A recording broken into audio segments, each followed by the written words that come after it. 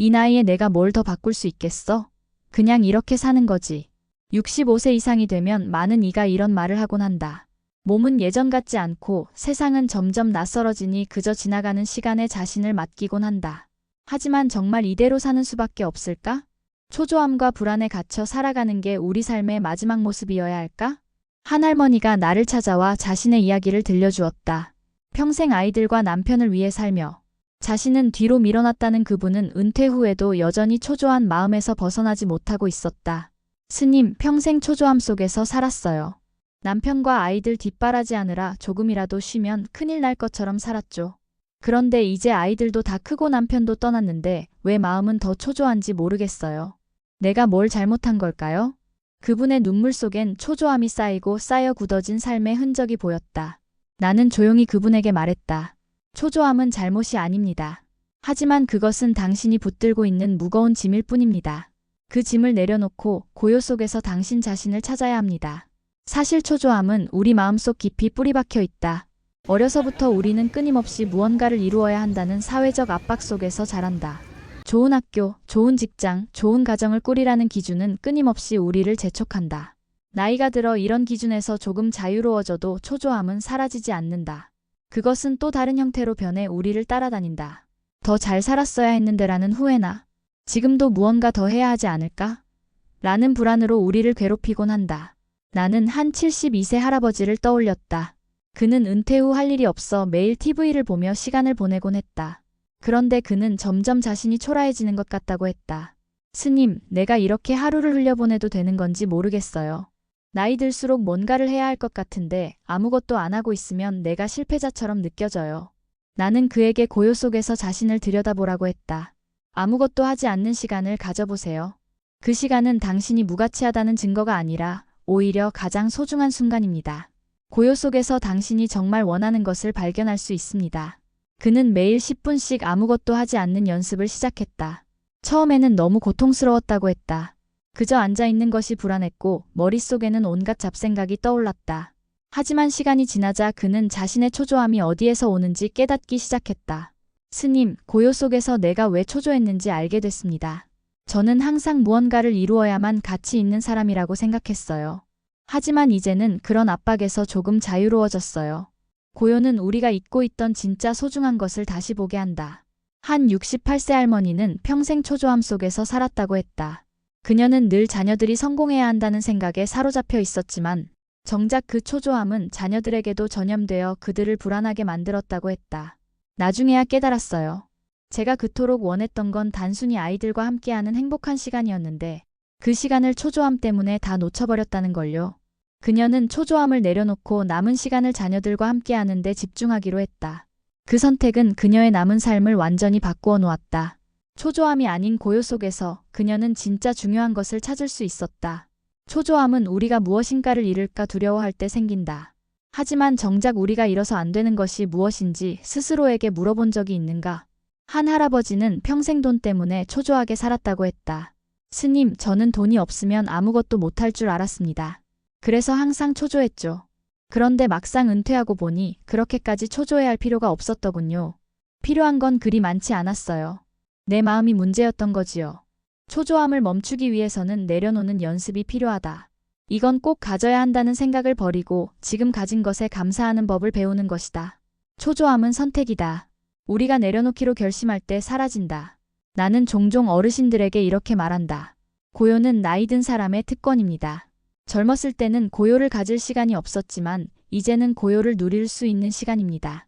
그 고요 속에서 당신의 삶은 새롭게 시작될 수 있습니다.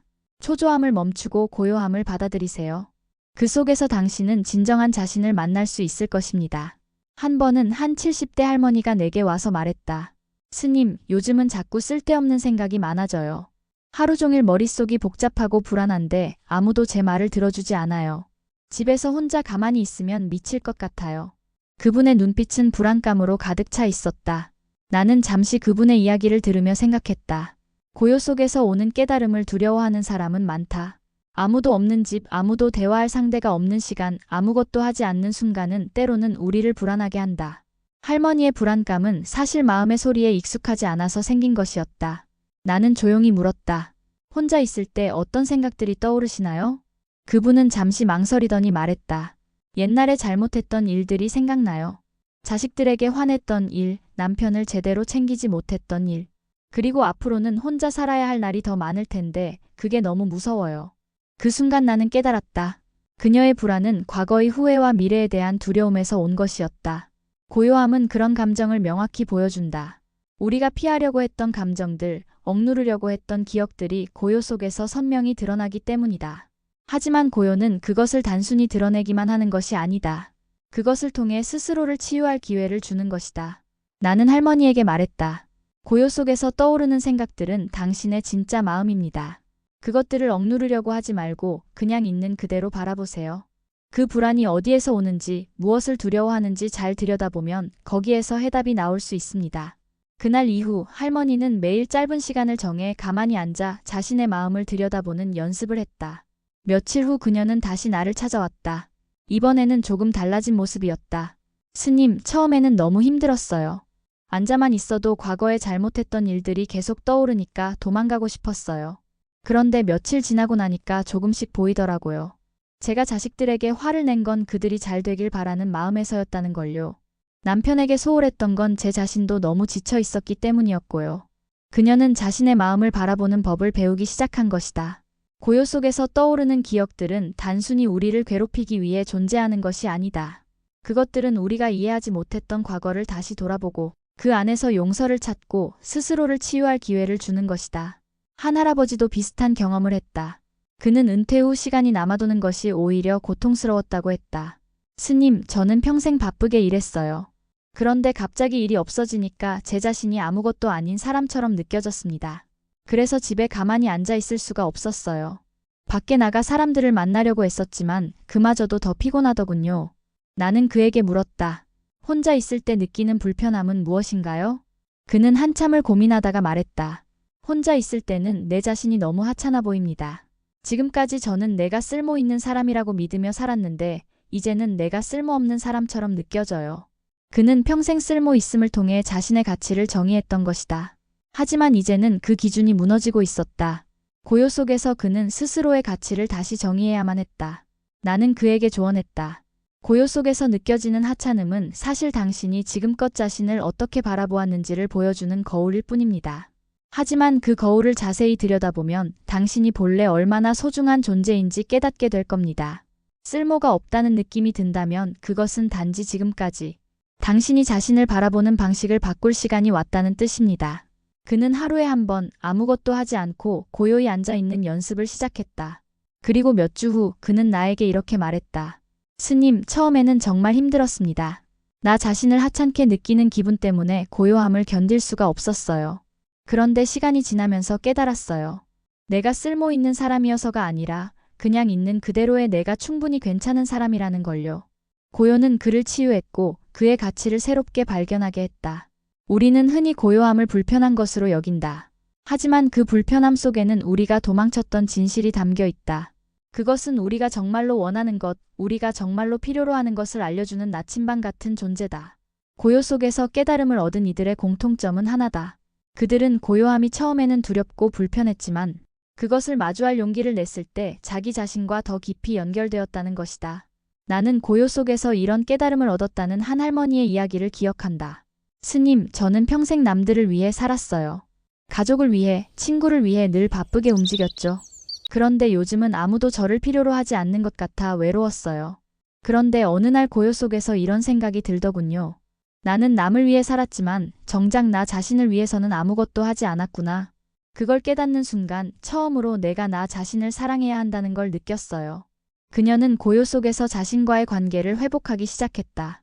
그리고 그 과정에서 다른 사람들과의 관계도 더 풍요로워졌다. 고요는 우리를 외롭게 만드는 것이 아니라 우리가 자기 자신과 다시 연결될 수 있도록 돕는 것이다. 고요는 단순히 아무것도 하지 않는 시간이 아니다. 그것은 우리가 놓치고 있던 진실을 마주하고 과거를 이해하며 현재를 받아들이고 미래를 준비하는 시간을 제공한다. 고요 속에서 깨달음은 자연스럽게 찾아온다. 그것은 억지로 만들어내는 것이 아니다. 우리가 고요 속에 머무를 수 있는 용기만 있다면 깨달음은 우리의 마음속 깊은 곳에서 솟아오른다. 나는 오늘도 이렇게 이야기한다. 고요는 불편할 수 있습니다. 하지만 그 불편함 속에서 진정한 당신의 모습을 발견할 수 있습니다. 고요 속에서 깨달음을 얻으세요. 그것이 당신에게 가장 큰 선물이 될 것입니다. 다른 사례로 한 할머니가 나를 찾아온 적이 있다. 그녀는 손에 가득 찬 보석 반지와 고급 시계를 차고 있었고 명품 가방을 든 채 나를 보며 말했다. 스님, 저는 평생 모으고 또 모았어요. 좋은 옷, 값비싼 물건들, 뭐 하나 빠지는 것 없이 누리고 삽니다. 그런데 요즘 들어 왜 이렇게 공허한지 모르겠어요. 뭘 더 가져야 이 공허함이 사라질까요? 그녀는 세상 모든 걸 가졌지만 정작 마음은 비어 있었다. 물질은 그녀를 잠시 만족하게 할 수는 있었지만 그것이 진정한 행복을 가져다 주지는 않았다. 나는 그녀에게 물었다. 그 공허함이 언제부터 시작되었나요? 그녀는 잠시 생각하더니 말했다. 아이들이 집을 떠나고 남편이 세상을 떠난 뒤부터요. 제가 갖고 있는 모든 물건들이 아무 의미 없어 보이기 시작했어요. 나는 조용히 그녀를 바라보며 말했다. 어쩌면 당신의 삶에 필요한 것은 더 많은 물건이 아니라 더 간단한 삶일지도 모릅니다. 간소함 속에서 진정한 행복을 찾을 수 있습니다. 그녀는 내 말을 반신반의했지만 한번 시도해보기로 했다. 그녀는 집안을 돌아다니며 자신에게 정말 필요한 물건과 필요하지 않은 물건을 분류하기 시작했다. 그리고 며칠 후 그녀는 다시 나를 찾아왔다. 스님, 제가 그동안 얼마나 많은 걸 쌓아두고 살았는지 몰랐어요. 필요하지도 않은 물건들이 집안 구석구석 가득 차 있었더라고요. 그걸 치우고 나니 마음이 정말 가벼워졌어요. 그녀는 더 많은 물건이 아니라 적은 물건이 그녀에게 더 큰 행복을 준다는 사실을 깨달았다. 물건을 치우는 과정에서 그녀는 자신이 무엇을 진정으로 소중히 여기는지 다시 생각하게 되었다. 나는 또 다른 이야기를 떠올렸다. 한 할아버지는 은퇴 후 오랜 꿈이었던 텃밭을 가꾸며 살기로 했다. 그는 평생을 도시에서 바쁘게 일하며 살았지만 은퇴 후에는 그 모든 것이 무의미하다고 느꼈다고 했다. 스님, 제 삶은 복잡했어요. 돈을 벌기 위해 이것저것 계획하고 사람들을 만나고 매일 밤 술자리를 돌며 살았죠. 그런데 은퇴하고 나니 그 모든 게 다 헛된 것처럼 느껴졌어요. 그래서 이제는 텃밭에서 간단하게 살고 싶어졌어요. 그는 텃밭에서 나오는 채소들로 간소한 식사를 준비하고 하루 종일 흙을 만지며 시간을 보냈다. 그는 말했다. 복잡했던 삶을 내려놓으니 비로소 마음이 편안해지더군요. 흙냄새를 맡으며 사는 지금이 제일 행복합니다. 그는 단순하고 간소한 삶이 얼마나 큰 만족을 가져다 주는지 몸소 깨닫게 되었다. 그는 더 이상 외부에서 행복을 찾지 않았고 자신이 가진 작은 것들에서 행복을 느꼈다. 나는 또 한 할머니의 이야기를 기억한다. 그녀는 평생 돈과 성공에 집착하며 살았다. 그런데 어느 날 그녀는 남편과 함께 사는 작은 집에서 나를 찾아와 이런 말을 했다. 스님, 저는 평생 돈과 명예를 쫓아 살았어요. 그런데 지금은 작은 정원에서 꽃을 돌보는 게 제 하루 중 가장 기쁜 시간이 되었어요. 왜냐하면 그 꽃들이 저에게 말해주는 것 같거든요. 더 이상 복잡하게 살지 말라고요. 그녀는 매일 아침 정원을 돌보며 하루를 시작했다. 꽃을 가꾸는 일은 그녀에게 단순한 일상이었지만 그녀는 그 속에서 진정한 평안을 얻었다. 스님, 이제는 더 이상 무엇을 가져야 행복할까 고민하지 않아요. 저는 이미 충분히 가지고 있었더라고요. 그걸 몰랐을 뿐이죠. 나는 그녀에게 말했다. 간소함은 우리가 잃어버린 행복을 되찾게 합니다. 복잡한 세상을 내려놓고 단순한 것들에 집중할 때 우리는 진정한 평안을 느낄 수 있습니다. 간소함이 주는 행복은 물질적인 것과는 비교할 수 없다. 그것은 마음의 여유와 평온에서 나온다. 간소한 삶은 우리를 불필요한 욕심에서 자유롭게 하고 우리가 정말로 중요한 것에 집중할 수 있도록 돕는다. 나는 종종 이런 말을 한다. 많은 것을 가지려고 하지 마세요. 대신 이미 가지고 있는 것에서 기쁨을 찾아보세요. 간소함 속에서 당신은 진짜 행복을 만날 수 있습니다. 한 노부부는 나를 찾아와 말했다. 스님, 우리는 이제 작은 아파트로 이사하려고 해요. 큰 집에 살면서 불편한 점이 많았거든요. 방이 많아도 쓸 일이 없고 정원도 손이 너무 많이 갔어요. 그래서 이제는 우리 둘만 편히 지낼 수 있는 작은 공간으로 가려고 해요. 몇 달 후 그들은 작은 아파트로 이사를 갔다. 그리고 다시 나를 찾아와 이렇게 말했다. 스님, 이사한 뒤로 정말 마음이 편안해졌어요. 이제는 집이 저희를 위한 공간 같아요. 필요한 것만 가지고 있으니 생활도 더 간단하고 깔끔해졌어요. 그들은 공간을 줄이고 물건을 줄였지만 삶은 더 풍요로워졌다. 간소함은 물질적인 축소를 넘어 마음의 여유와 평안을 가져다 준다. 나는 이런 간소함의 가치를 이야기하며 이렇게 덧붙인다. 진정한 행복은 더 많이 가지는 데 있지 않습니다. 오히려 덜 가지는 데 있을지도 모릅니다. 간소함은 우리에게 가장 소중한 것을 다시 보게 하고 우리가 진정으로 원하는 삶이 무엇인지 깨닫게 합니다. 물건을 줄이고 복잡한 생각을 내려놓고 단순한 것들에 집중할 때 우리는 비로소 행복을 느낄 수 있다. 간소함 속에서 우리는 자신의 진정한 모습을 만나고 세상과 더 깊이 연결될 수 있다. 그것이 간소함이 주는 선물이다. 한 할아버지가 내게 찾아온 적이 있다. 그는 고요함에 대해 말하며 깊은 한숨을 쉬었다. 스님, 집이 너무 조용해서 미칠 것 같습니다. 아내는 떠났고 아이들은 모두 바빠서 찾아오지 않아요. 하루 종일 텅 빈 집에 있으면 제가 무슨 벌을 받고 있는 기분이에요. 이 나이에 이렇게 고요함 속에 혼자 남겨진 건 정말 견디기 힘듭니다. 나는 그의 말을 들으며 고요함이 많은 사람들에게 두려움으로 다가오는 이유를 다시 생각하게 되었다. 우리는 평생 바쁘게 살아왔다. 그 바쁨 속에서 고요함이란 마치 벌처럼 느껴진다. 그러나 고요함은 단순히 적막한 상태가 아니다. 그것은 삶이 다시 시작되는 중요한 기회다. 나는 그에게 물었다. 할아버지, 지금까지 바쁘게 살면서 그 바쁨이 당신에게 무엇을 가져다 주었는지 한번 생각해 보신 적 있나요? 그는 잠시 생각하더니 대답했다. 바쁠 땐 뭔가 잃었다는 성취감은 있었죠. 그런데 지금 와서 생각해보면 그 바쁨 속에서 내가 놓친 게 더 많았던 것 같아요. 가족과 시간을 보내지 못했던 것, 내 자신을 돌보지 못했던 것들 말입니다. 나는 미소를 지으며 말했다. 그렇다면 지금의 고요함이야말로 당신에게 필요한 시간일지 모릅니다. 그것은 벌이 아니라 삶을 다시 돌아보고 새롭게 시작할 기회를 주는 선물일 수 있습니다. 그는 내 말을 이해하지 못한 듯 고개를 갸우뚱했지만 나는 그에게 고요 속에서 자신을 바라보는 연습을 해보자고 제안했다. 그는 처음에는 그것이 무슨 의미가 있는지 알 수 없다고 했지만 하루에 단 10분이라도 고요 속에서 자신과 마주하기로 약속했다. 며칠 후 그는 다시 찾아왔다. 그날은 처음보다 훨씬 밝은 얼굴이었다. 스님, 고요 속에 앉아 있으니까 처음에는 너무 힘들었어요. 내 머릿속이 이렇게 시끄럽다는 걸 그때 처음 알았습니다. 온갖 생각이 다 떠오르더군요. 후회, 미련, 걱정들. 하지만 시간이 지나자 신기하게도 그 생각들이 조금씩 잦아들기 시작했어요. 그는 고요 속에서 비로소 자신의 마음과 대화하기 시작한 것이다. 고요함은 처음에는 불편하게 느껴질 수 있다. 우리는 그동안 바쁨으로 덮어두었던 자신의 내면을 마주하게 되기 때문이다. 하지만 고요함 속에서 우리는 그동안 묻어두었던 감정과 생각을 정리할 기회를 얻는다. 또 다른 이야기가 떠오른다. 한 할머니는 나를 찾아와 이렇게 말했다. 스님, 제가 혼자 있는 시간이 많아지면서 자꾸 과거가 떠오릅니다. 젊었을 때 잘못했던 일들, 가족들에게 상처 줬던 일들. 그게 계속 떠오르면서 스스로를 용서할 수가 없어요. 그 생각만 하면 가슴이 답답하고 눈물이 나요. 나는 그녀에게 조용히 물었다. 그 생각들이 떠오를 때 그 감정을 억누르려고 하지 말고 그냥 그들을 바라보는 연습을 해보세요. 그 과거의 기억들이 왜 떠오르는지, 그리고 그것들이 당신에게 어떤 이야기를 하고 싶은 건지 들어보세요. 그녀는 처음에는 고개를 저으며 말했다. 스님, 그걸 마주할 자신이 없어요. 너무 힘들 것 같아요. 나는 그녀의 손을 잡고 말했다. 하지만 그 기억들이 떠오르는 것은 당신이 그것을 치유할 준비가 되었다는 신호일지도 모릅니다.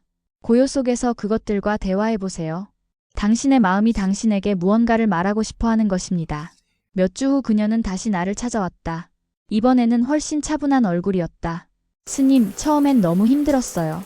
그 기억들이 떠오를 때마다 마음이 무너지는 것 같았죠. 그런데 스님이 말씀하신 대로 그냥 바라보기만 했어요. 그리고 그 감정들이 왜 나를 괴롭히는지 묻기 시작했어요. 그러다 보니 그 감정들이 제가 스스로를 용서하지 못했기 때문에 떠오르는 거란 걸 알게 됐어요. 그녀는 고요 속에서 자신을 용서하는 법을 배우기 시작했다. 고요함은 단순히 감정을 들추어내는 것이 아니라 그것을 통해 스스로를 치유할 기회를 제공한다. 나는 또 다른 할아버지의 이야기를 기억한다. 그는 은퇴 후 아무것도 하지 않는 삶이 두려웠다고 했다. 스님, 저는 평생 일만 했습니다. 그런데 이제 더 이상 할 일이 없으니 제가 아무것도 아닌 사람처럼 느껴집니다. 아무도 저를 필요로 하지 않는 것 같고 고요함 속에 있으면 제 존재가 너무 초라해져요. 나는 그에게 말했다.